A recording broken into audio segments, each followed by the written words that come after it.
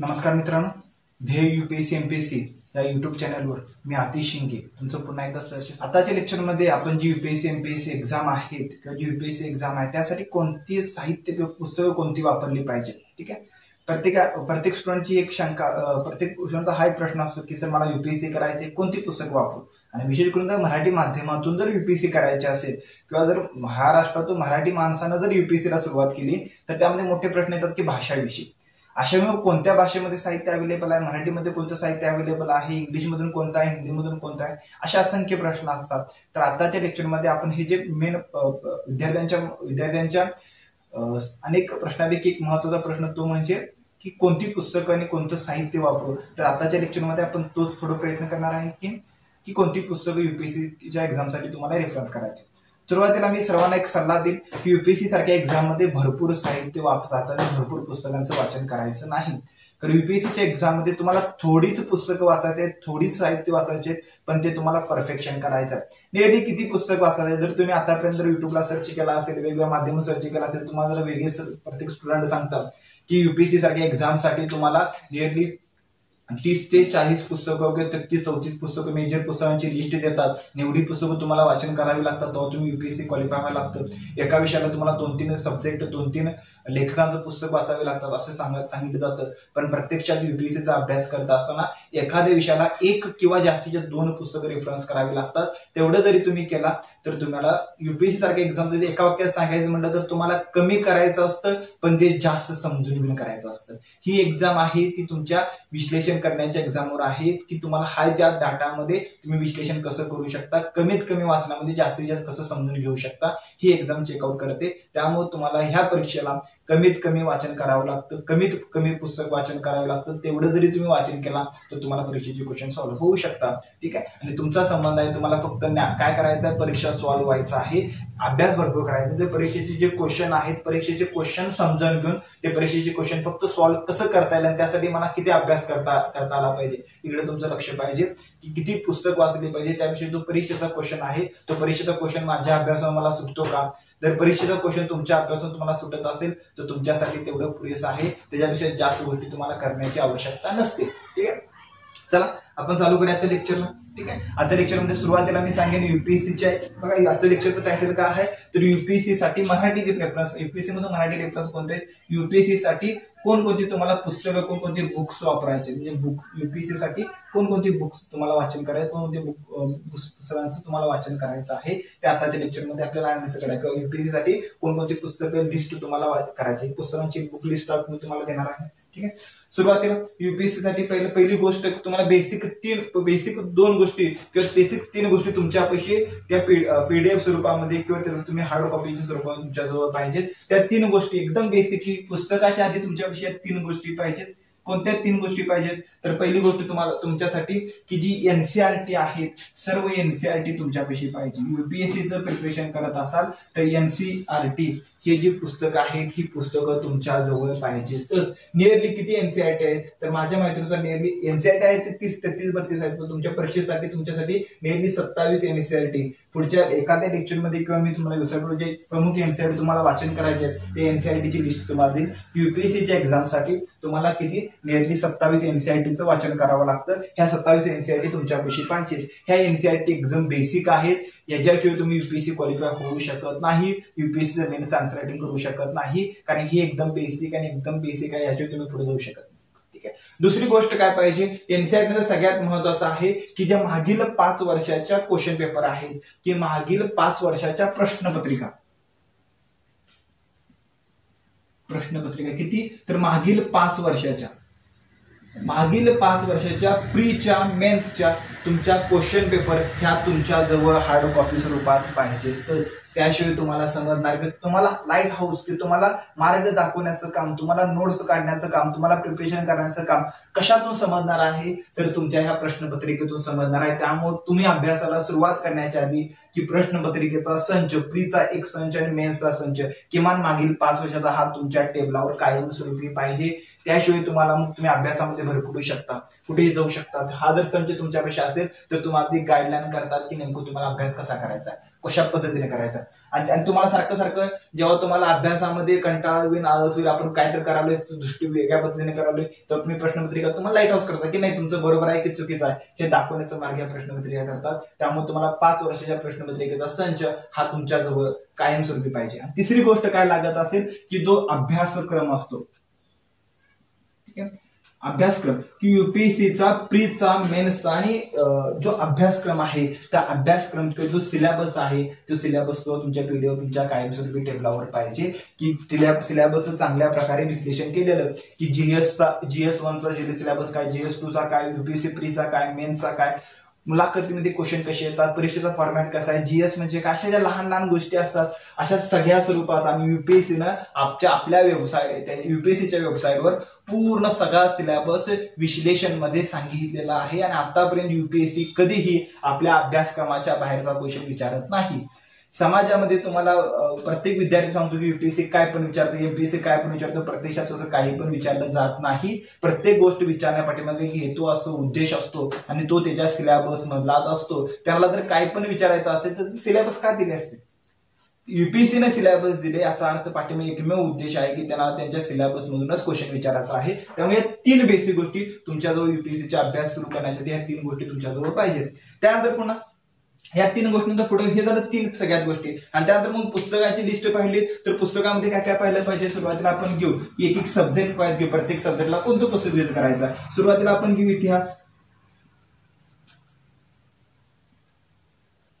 इतिहास सब्जेक्टसाठी कोणती पुस्तक यूज करायचं. इतिहासामध्ये पुन्हा विभाजन होतं की त्यामध्ये पुन्हा आहे, इतिहासामध्ये गेला तर इतिहासामध्ये तुम्हाला पहिला पाहायला मिळतं प्राचीन इतिहास,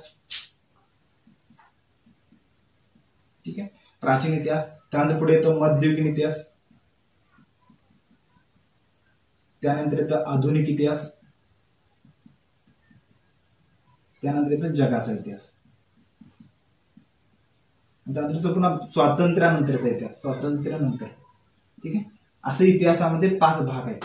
5 भागाचा तुम्हाला अभ्यास करायचा आहे. प्रत्येकासाठी कोणती रेफरन्स पुस्तक यूज करायचं. तर प्राचीन इतिहासाचं जर तुम्ही वाचन करणार असाल तर प्राचीन इतिहासासाठी RS शर्मा, ठीक आहे, एकमेव पुस्तक आहे. या पुस्तकातून तुमचा हा डाटा कव्हर होतो, RS शर्मा, ठीक आहे. RS शर्मामध्ये तुम्ही प्राचीन इतिहासाचा अभ्यास कव्हर करू शकता. त्यामध्ये एनसीईआरटीची फक्त जोड द्यायची तुम्हाला, ठीक आहे. मध्ययुगीन इतिहास म्हणला तर मी सांगितलं मध्ययुगीन इतिहासाला तुम्हाला कोणतंही रेफरन्स पुस्तक वाचण्याची गरज नाही. ह्यासाठी तुम्ही कोणत्याही नोट्स वाचा किंवा तुमच्या जे एनसीईआरटी आहेत एनसीईआरटी मधून ते कव्हर करा. कारण तुमच्या युपीएससीच्या किंवा एमपीएससीच्या परीक्षा युपीएससीच्या एक्झामला युपीएससी मध्ये जे प्राचीन मध्ययुगीन इतिहास आहे, मध्ययुगीन इतिहासावर प्रीला फक्त 1 ते 2 क्वेश्चन असतात.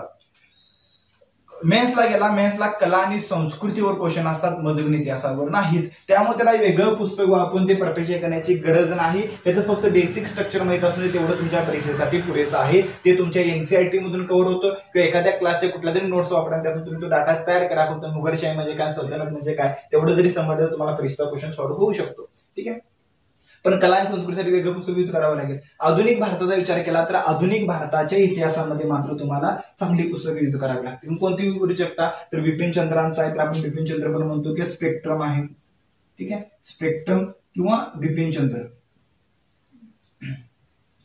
ठीक आहे, बिपिन चंद्रांचं किंवा स्पेक्ट्रम ही 2 पुस्तकं तुम्ही यूज करू शकता, स्पेक्ट्रम किंवा बिपिन चंद्र. आणि मराठीतून म्हणता तुम्ही गोवराम बेलेकर सुद्धा यूज करू शकता. पण जास्तीत जास्त युपीएससीला म्हटलं की स्पेक्ट्रम आणि बिपिन चंद्र हे 2 पुस्तक तुम्ही रेफरन्स करावे लागतात. हे 2 पुस्तक जरी तुम्ही रेफरन्स केला तर तुम्हाला परीक्षेचे क्वेश्चन सॉल्व्ह होऊ शकतात. मी पुन्हा एकदा आधुनिक भारताच्या इतिहासासाठी स्पेक्ट्रम आणि दुसरं बिपिन चंद्र ही 2 पुस्तक तुम्ही यूज करू शकता. जगाच्या इतिहासाचा विचार केला तर जगाच्या इतिहासामध्ये तुम्हाला जैन आणि माथुर हे पुस्तक यूज करायचं आहे. जैन आणि माथुर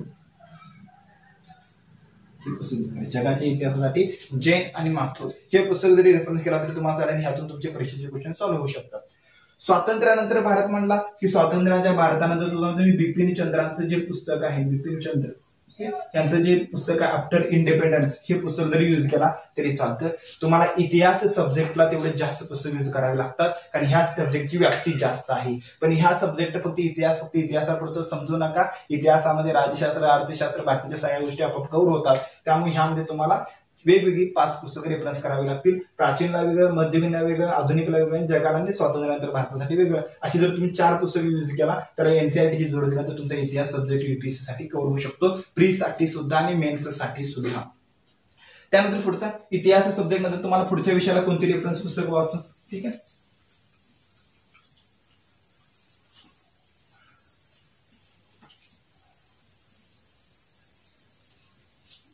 पुढचा सब्जेक्ट घेतला की जॉग्राफीसाठी, भूगोलसाठी जर भूगोलसाठी कोणती पुस्तक यूज करायचे. जॉग्राफीसाठी तर जॉग्राफीसाठी पहा की तुमच्या परीक्षेच्या अनुषंगाने अभ्यास करताना परीक्षेला महत्व द्या. उगाच जॉग्राफी एखादं मोठं पुस्तक घ्या, खतीब सरांचं घ्या, माझी सरांचं घेऊन वाचून बसा, हे चुकीचं आहे. परत परीक्षेच्या दृष्टिकोनातून पहा की जॉग्राफीतून परीक्षेला प्रीला 10 ते 15 क्वेश्चन येतात. मेन्सला किती, मेन्सला 6 ते 7 क्वेश्चन असतात. पण मेन्सचे सर्व जे क्वेश्चन असतात ते करंट बेसवर असतात. करंटला जे टॉपिक चालू आहे त्या टॉपिकच्या बेसवर मेन्सला क्वेश्चन विचारतात. त्यामुळे जॉग्राफीचा अभ्यास करताना तो करंट बेसवर करायचा आहे. मग करंट बेसवर करायचा असेल तर करंटला ज्या घडामोडी चालू आहेत तेवढं तुम्हाला चांगल्या पद्धतीने करायचं आहे. तर जॉग्राफीसाठी मी सजेस्ट करेन की तुम्हाला जास्तीत जास्त पुस्तक जॉग्राफीला वाचावं लागत नाही. जॉग्राफीसाठी तुम्ही काय करा, फक्त एनसीईआरटी जी आहे हे एनसीईआरटी चांगल्या प्रकारे वाचन करा. एनसीईआरटी मधून तुमचा जॉग्राफी चांगल्या प्रकारे कव्हर होतो. आणि त्यानंतर जॉग्राफीचे काही मूलभूत सिद्धांत आहेत हे फक्त मूलभूत सिद्धांत समजून घ्या. जसं प्लेट टेक्टॉनिक थेरी म्हणजे काय, भूखंडवहन सिद्धांत म्हणजे नेमकं काय, हे सिद्धांत आहेत. हे सिद्धांताचे बेसिक फक्त समजून घ्या. ते तुम्हाला कोणत्या पुस्तकातून मिळतात तर ते एनसीईआरटीतून मिळू शकतात. एवढं जरी कव्हर झालं तर तुम्हाला जॉग्राफीचे प्रीचे पण आणि मेन्सचे पण क्वेश्चन सॉल्व्ह होऊ शकतात. जास्तीत जास्त मी म्हणे की एनसीईआरटी आणि सिद्धांत आणि त्याला बेसला तुम्ही काय करू शकता की करंट किंवा चालू घडामोडी, करंटचा जरी त्याला बेस दिला तरी पुरेसा आहे. म्हणजे एनसीईआरटी मूलभूत सिद्धांताचे एनसीईआरटी म्हणून ते कव्हर होतं आणि करंट एवढ्याच गोष्टी. म्हणजे जॉग्राफीसाठी तुम्ही कोणतंही रेफरन्स पुस्तक युपीएससीला वापरण्याची आवश्यकता नाही, कारण हा सब्जेक्ट सायंटिफिक सायन्सचा सब्जेक्ट आहे. सायन्सचा सब्जेक्ट असल्यामुळे जे सिद्धांत आहेत ते फिक्स असतात. ते तुम्ही एनसीईआरटीतून कव्हर केला तर तुमचा क्वेश्चन सॉल्व्ह होऊ शकतो. तरीही कुणाला जरी पेशंट वाटत असेल, त्याला वाटत की मी एखादं पुस्तक यूज करणार आहे तर त्यांनी माजिद हुसेनचं पुस्तक यूज करू शकतात. मी सांगेन की मला वाटत नाही ते गरजेचं आहे. ते युपीएससी ऑप्शनल तुमचा सब्जेक्ट असेल जॉग्राफी तर त्याला तुम्ही माजिद हुसेन वापरू शकता. पण मी आता सांगेन की युपीएससी जीएस साठी मात्र माजिद हुसेन आवश्यक नाही. एनसीईआरटी केलं तर तुमचं ते कव्हर होऊ शकतं. ठीक आहे. त्यानंतर पुढचा विषय घ्या राज्यशास्त्र. राज्यशास्त्राचा विचार केला तर राज्यशास्त्रासाठी तुम्हाला एनसीईआरटी एक आहे. राज्यशास्त्राची एनसीईआरटी तुम्हाला कंपल्सरी वाचन कराव्याच लागतात. आणि एनसीईआरटी नंतर दुसरं काय आहे ते एकमेव पुस्तक आहे ते सर्वजण यूज करतात, ते म्हणजे एम लक्ष्मीकांतचं पुस्तक. एम लक्ष्मीकांत, ठीक आहे. एकमेव पुस्तक आहे. मराठीमधून म्हटला तर मराठीतून तुम्ही कोलंबी सरांचं पुस्तक यूज करू शकता. मराठीसाठी मी सांगेन.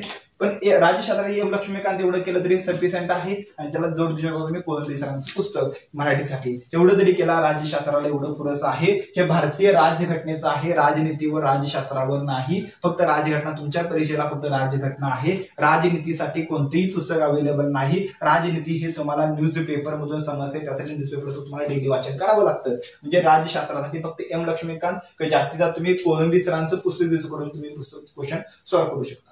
ठीक आहे. जास्त दुसरं पुस्तक होतं कोलंबी सरांचं. त्यानंतर पुन्हा अर्थशास्त्र,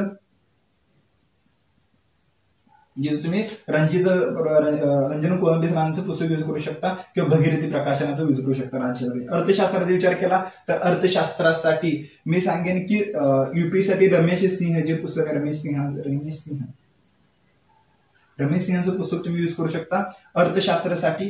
पुन्हा मराठीसाठी म्हटला तर पुन्हा मी सांगेन कोलंबी सरांचं जे पुस्तक आहे, कोलंबी सरांचं पुस्तक किंवा दीपस्तंभचं पुस्तक, दीपस्तंभ, दीपस्तंभ देसले सरांचं पुस्तक हे यूज करू शकता. रमेश सिंग हे 2 पुस्तक जरी तुम्ही यूज केला तर तुमचं बऱ्यापैकी मराठी माध्यम विद्यार्थ्यांसाठी सगळ्या अर्थशास्त्राच्या कन्सेप्ट कव्हर होऊ शकतात. पण त्याला तुम्ही रेफरन्स देऊ शकता रमेश सिंग.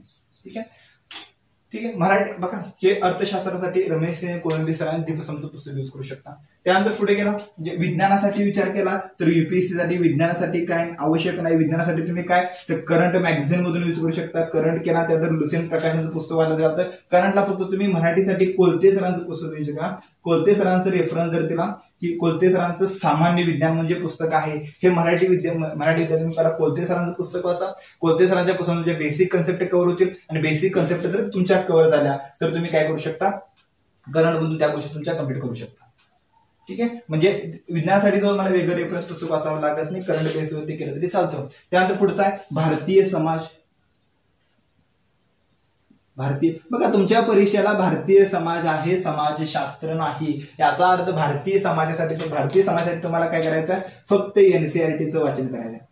फक्त एनसीईआरटीचं वाचन केलं तरी तुमचं समाजशास्त्र, कारण तुम्हाला समाजशास्त्राचा अभ्यास करायचा नाही, फक्त भारतीय समाज ओळखून घ्यायचा, भारतीय समाजाची काही मूलभूत तत्वे अभ्यास करायचे, काही मूलभूत काही धर्मनिरपेक्ष काही तत्वे अभ्यास करायचे, तेवढं तुमच्या एनसीईआरटी मधून कव्हर होतात. तेवढं जरी तुम्ही केला तर तुम्हाला ते कव्हर होऊ शकतं. त्यासाठी वेगळ्या रेफरन्सची तुम्हाला आवश्यक नाही.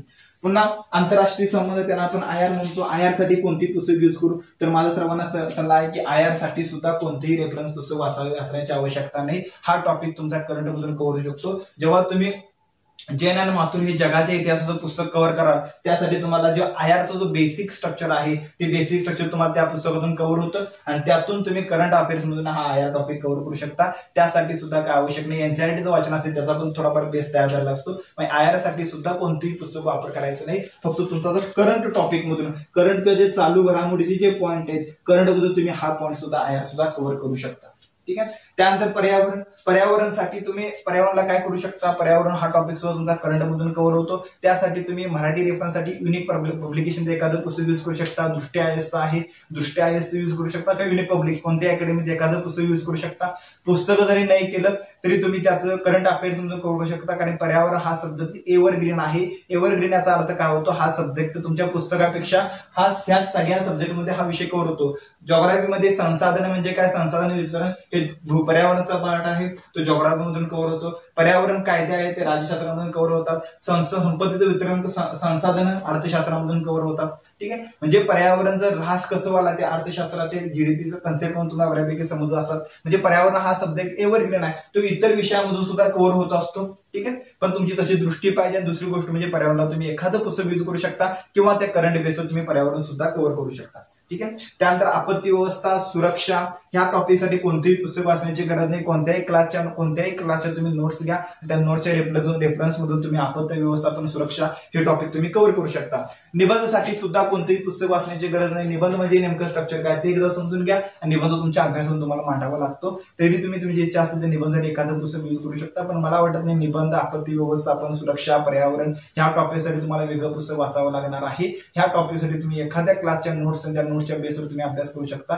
तेवढ्या जरी गोष्टी तुम्ही कव्हर केला की तुमची हे टॉपिक चांगल्या प्रकारे कव्हर होऊ शकतात. ठीक आहे. मला वाटतं बघा मी आता जे व्हिडिओ हे सांगितले ह्यामध्ये तुम्हाला मी कमीत कमी काय सांगितले, सोर्स सांगितलेत, कमीत कमी पुस्तकं सांगितलेत. नियरली 10 ते 12 जास्तीत 14 पर्यंत पुस्तकं सांगितले, त्यापेक्षा जास्त पुस्तक सांगितलेली नाहीत. आणि तुम्हाला युपीएससीच्या एक्झामसाठी एवढीच रेफरन्स पुस्तक वापरावी लागतात, त्याच्यापेक्षा जास्त वापरावी लागू नये. जास्त वापरू सुद्धा नका, कारण जास्त वापरलं तर तुमचं कन्फ्युजन आहे. कमी वाचा पण व्यवस्थित वाचा, समजून घेऊन वाचा, त्या कन्सेप्ट समजून घ्या. आणि त्या कन्सेप्ट तुम्हाला समजला तर तुमचा युपीएससीचा मेन्सचा पण प्रीचा क्वेश्चन पण तुम्हाला सॉल्व्ह होऊ शकतो, आणि मुलाखतीला तुम्ही चांगल्या प्रकारे आन्सर सांगू शकता. जर तुमच्या बेसिक कन्सेप्ट कव्हर असेल. बेसिक कन्सेप्ट समजण्यासाठी थोडीच पुस्तक पुन्हा वाचली पाहिजे. जेवढं तुम्ही रिपीट वाचाल तेवढं तुम्हाला ती कन्सेप्ट चांगल्या प्रकारे समजेल.